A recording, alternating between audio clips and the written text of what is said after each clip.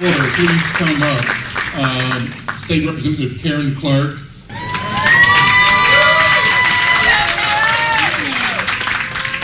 Okay. It's really great to be here. I just feel so inspired, and what Alan Anderson said was absolutely right. I just want to add this. Those of us who are elected cannot do this without you. We can't do it without you.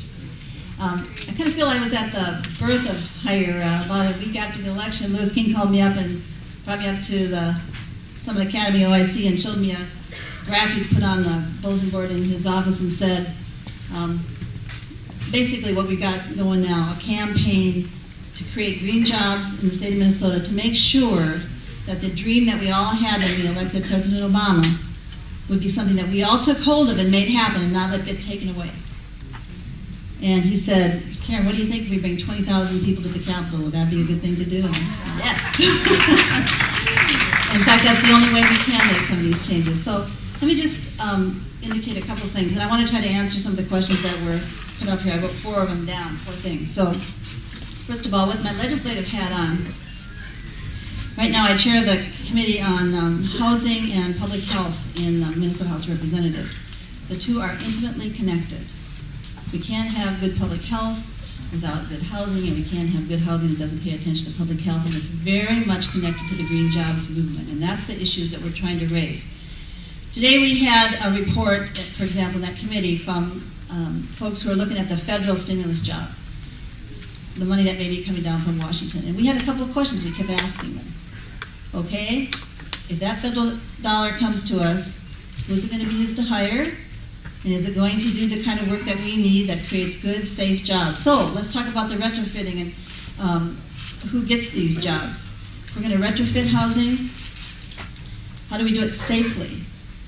When you go into an old house like the one I live in, you got to deal with asbestos, and we got lead on our soil in Phillips neighborhood, that's where I live. And there's a lot of issues that we have to take into consideration when we're trying to create these green jobs. And one of them is the safety of the workers. And we're very committed to that in the Housing Committee and the Minnesota House of Representatives, and we're bringing that forward. And I know the Green Jobs Task Force is very committed to that.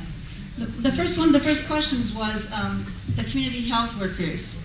What are we going to do about that? Well, let me just tell you, today we heard from Governor Pawlenty about his proposal for the state budget. He's cutting some of our health programs pretty deeply, that's right. There's a lot of things that people are not going to be able to get.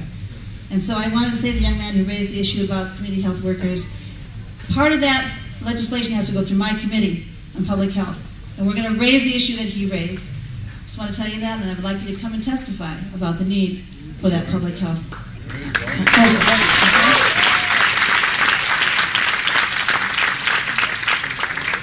One of the things we know about the need for good public health is that there are health disparities. The biggest problems in terms of exposure to environmental toxins happens in our low-income communities and our communities of color. It's our inner cities and it's in some of our suburbs. It's around the state as well. But we need to have the people who are most affected in those communities have some of the jobs to go in and fix the housing, clean up the soil, do all of that. And that's what we're committed to in that committee. And I just want to ask you to come and help us push that through. The second question was about the LRT Central Corridor. And I just want to say we got a little practice with this. Lewis and I did some questioning with the Minnesota Department of Transportation about their hiring percentages, and I would say this. I know with them we're trying to ask them to have a 15% hire of communities of color, women, low-income people. And I think we need to set those same kind of goals for projects like the Central Corridor here. We need to set those hiring goals, and then we need to put the resources behind it and the accountability behind it. So that would be my commitment to the second question, that we raise those issues. I don't sit on the Transportation Committee, but when you hear from Jeremy Keelan, I bet you he'll talk to you about it. Because he's one of those people who's been caring about it. The next question was about felons. We are working, I can mention just specifically in the housing area, we're trying to make sure that we can have housing available to people who are coming out of prison. And that's one of the issues that's been worked on for the last couple of years. We need to go a lot farther and faster with that. The last one was healthy communities.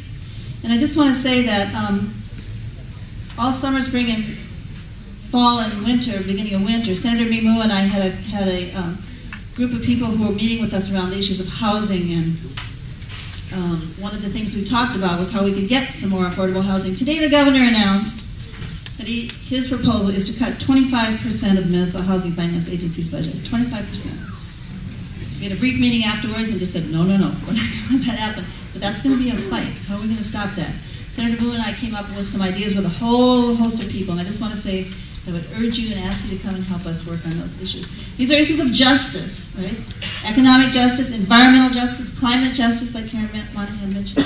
They disproportionately affect our communities of color, our low-income communities, and we really need to make sure that we stand together. And I do believe that we have a very good chance. This is a hard time, but it's also a time for opportunity. So I'm very excited.